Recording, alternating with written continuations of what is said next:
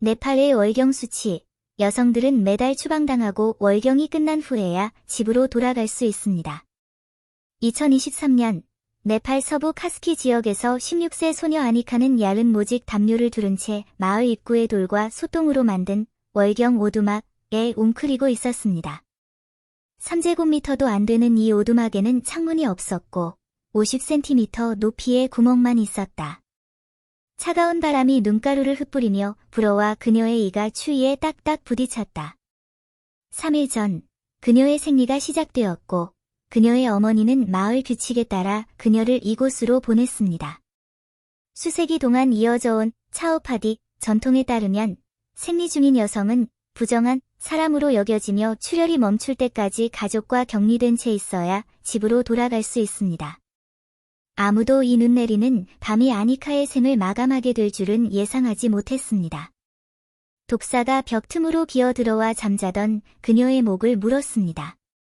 이 소식이 카트만두에 전해졌을 당시 현지 인권단체들은 월경 분리에 반대하는 세미나를 열고 있었습니다. 아니카는 잠자는 동안 뱀에게 물려 죽었습니다. 아니타의 사진들이 화면에 빙글빙글 돌고 있었다. 빨간 머리 스카프를 두른 소녀는 웃을 때 작은 송곳니 2개를 드러냈다. 그녀가 이렇게 세상을 떠날 줄 누가 알았을까? 더욱 우려스러운 점은 이것이 고립된 사례가 아니라는 것입니다. 네팔은 2010년부터 2023년 사이에만 공식적으로 월경 오두막 사망 37건을 기록했으며 기록되지 않은 사망 건수는 훨씬 더 많을 것으로 추정됩니다. 이 특별한 나라에서 여성들은 매달 생사의 시험을 치러야 합니다. 왜 그럴까요? 네팔의 월경 오두막. 현대 사회의 원시적 금기. 네팔의 외딴 산간 지역으로 여행을 떠나면 마을 가장자리에 낮은 월경 오두막이 모여 있는 것을 볼 수 있습니다.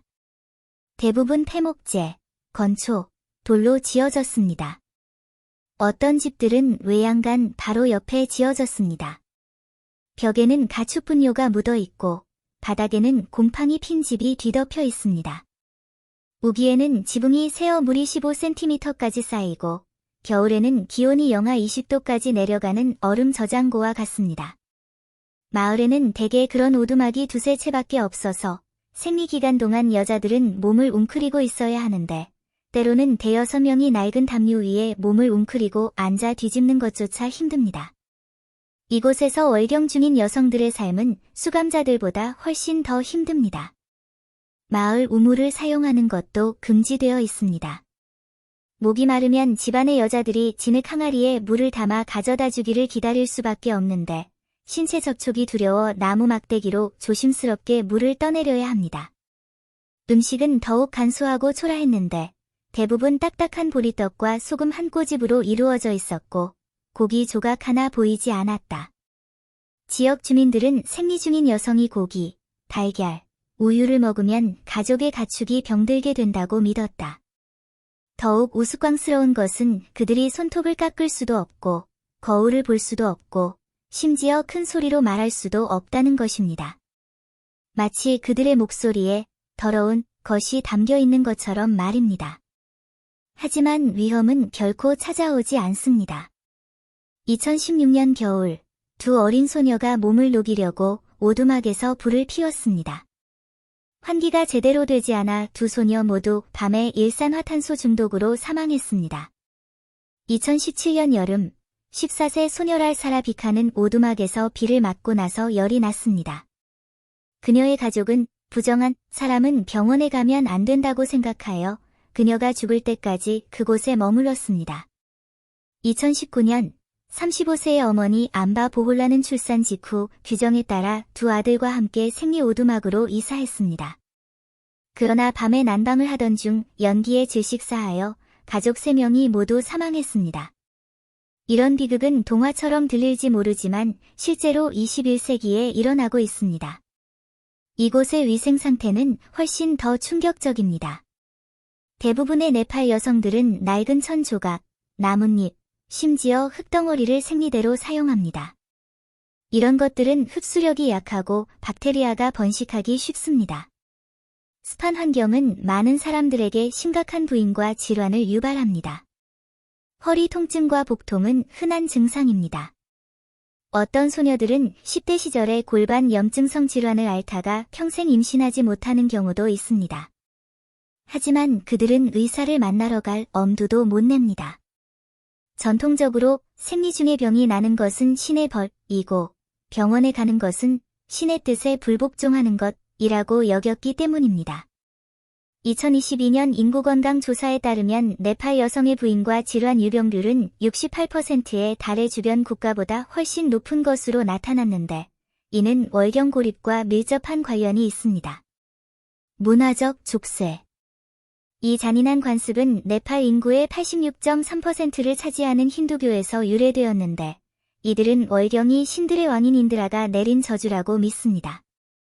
전설에 따르면 인드라는 인간의 탐욕을 처벌하기 위해 한 달에 한 번씩 여자들에게 피를 흘리게 했고 이 여자들과 접촉하는 사람은 누구나 병들고 이 여자들에게 닿은 농작물은 시들게 했다고 합니다. 이 말은 마을의 무당들에 의해 끊임없이 강조되었는데 그들은 제사를 지낼 때마다 마을 사람들에게 이렇게 외쳤습니다. 생리 중인 여자가 소를 만지면 소는 젖을 뗍니다. 생리 중인 여자가 남자를 만지면 남자는 악령에게 사로잡힌다. 시간이 지나면서 이런 미신은 철의 법칙이 되었습니다. 여자아이들은 첫 생리를 하는 순간부터 부정하다고 가르침을 받습니다. 어떤 어머니들은 딸들이 첫 생리를 할 때 먼저 이렇게 말합니다. 분별력을 배우고 가족에게 문제를 일으키지 마세요. 이런 개념은 족쇄처럼 여러 세대의 여성을 묶어 두었습니다. 한 기자가 쿠나르라는 여성을 인터뷰한 적이 있습니다. 그녀는 어렸을 때 생리 기간에 몰래 집으로 돌아갔다고 말했습니다. 그 결과 마을의 양 몇 마리가 죽었습니다.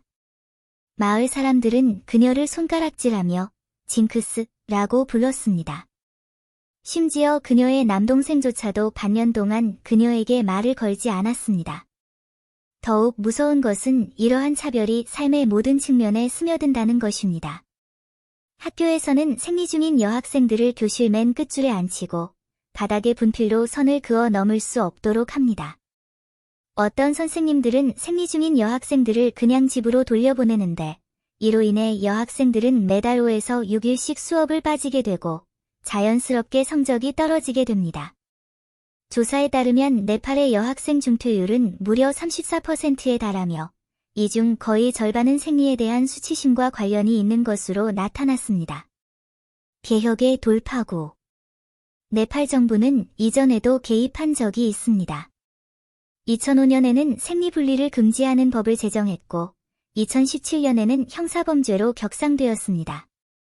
위반자는 징역 3개월과 3,000루피, 약 150위안의 벌금형에 처해집니다.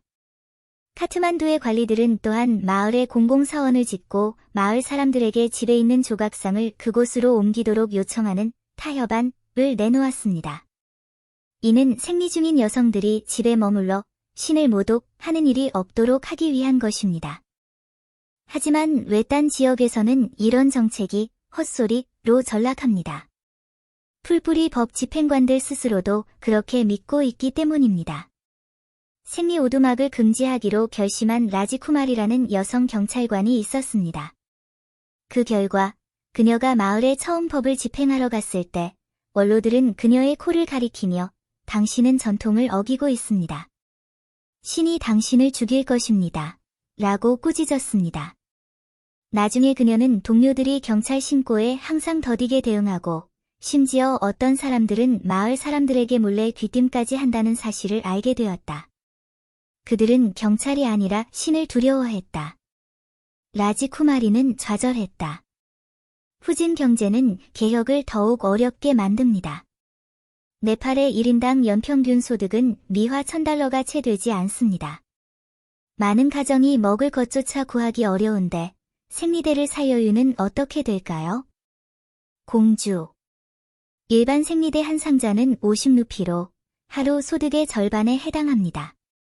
많은 여성들이 평생 이런 걸 본 적이 없습니다. 어느 자선단체가 지역의 생리대 공장을 열어 여성들에게 지역에서 생산된 면으로 저렴하게 생리대를 만드는 방법을 가르쳤지만 많은 사람들이 너무 깨끗하면 신에게 불쾌감을 줄 수 있다 며 사용하기를 두려워했습니다. 더욱 심각한 문제는 이러한 인식의 고착화입니다. 2025년 네팔 지방정부는 월경 오두막을 철거했지만 다음날 마을 주민들이 비밀리에 다시 짓는 일이 발생했습니다. 폭우가 마을의 농지를 파괴했습니다.